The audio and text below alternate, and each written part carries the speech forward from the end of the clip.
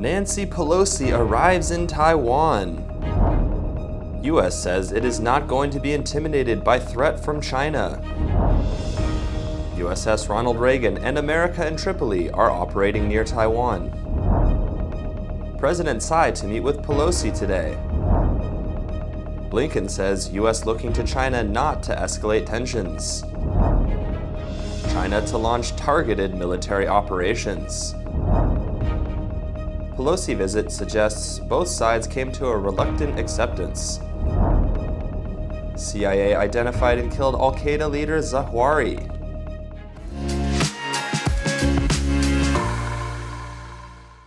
Hello, I'm Johnny. Thank you for joining us on FUNDAY News. It's Wednesday, August 3rd, and here are your top stories. U.S. House of Representatives Speaker Nancy Pelosi arrived in Taiwan late on Tuesday on a trip she said was intended to express American solidarity with Taiwan. Pelosi and her delegation disembarked from U.S. Air Force transport planes at Zhongshan Airport in downtown Taipei and were greeted by Taiwan's foreign ministers Joseph Wu and Sandra Alkirk, the top U.S. representative in Taiwan. Pelosi said that in Taiwan, America's solidarity with the 23 million people of Taiwan is more important today than ever. Pelosi said in a statement shortly after landing, "Our congressional delegation's visit to Taiwan honors America's unwavering commitment to supporting Taiwan's vibrant democracy." In a Washington Post opinion piece released shortly after she landed, Pelosi outlined her reasons for visiting, praising Taiwan's commitment to democratic government, while criticizing China as having dramatically increased tensions with Taiwan in recent years. Pelosi said, "We cannot stand by as the CCP proceeds to threaten Taiwan and democracy itself."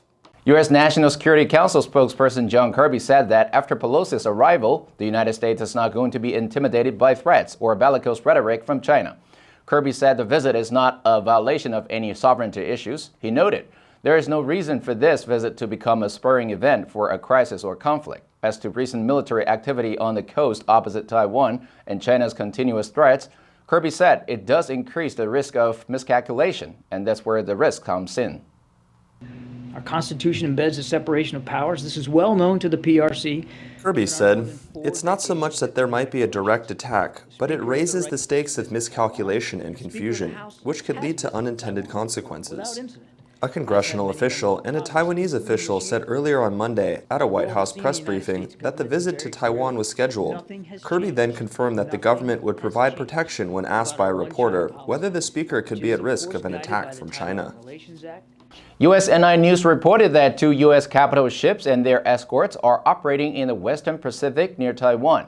Aircraft carrier USS Ronald Reagan and big deck amphibious ship USS Tripoli with Marine F-35B Lightning II Joint Strike Fighters are operating in the vicinity of Taiwan.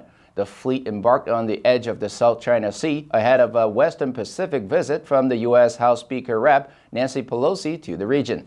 U.S. Pacific Fleet told USNI News on Monday afternoon that USS America was en route to meet other naval vessels.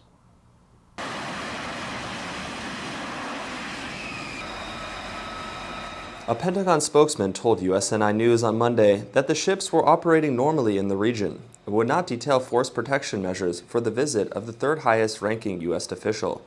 A senior defense official told USNI News that the ships, escorts, and their air wings had already been sailing in the region and thus prepared to linger as a contingency option. Tripoli has been embarked with up to 20 F-35Bs in the south of Okinawa. Marine officials told USNI News last Friday that its F-35Bs were on standby. Taiwan's presidential office said President Tsai Ing-wen will meet with Pelosi on 10 a.m. Wednesday and have lunch with her. According to Taiwanese media, Pelosi will meet with lawmakers at a legislative yuan reception room at 9 a.m. Wednesday, where she will give a televised public speech before holding a closed-door meeting with caucus conveners of the nation's 4 main political parties.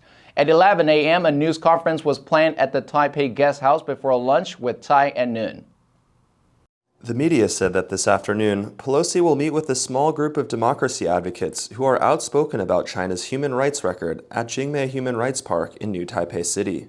The Liberty Times reported that the American Institute in Taiwan has been in contact with Chinese and Hong Kong democracy advocates in Taiwan to arrange for the meeting with Pelosi. Former manager of Hong Kong's Causeway Bay Books, Lam Wing-kei, who was detained by Beijing in 2015, will also attend the meeting.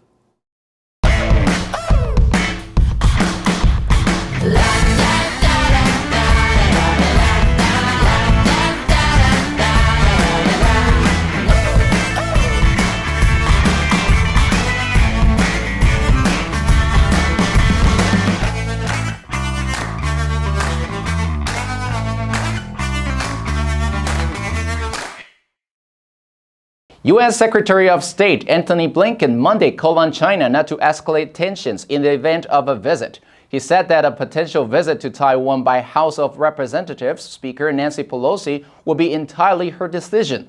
After nuclear non-proliferation talks at the United Nations, he said if the Speaker does decide to visit and China tries to create some kind of crisis or otherwise escalate tensions, that would be entirely on Beijing.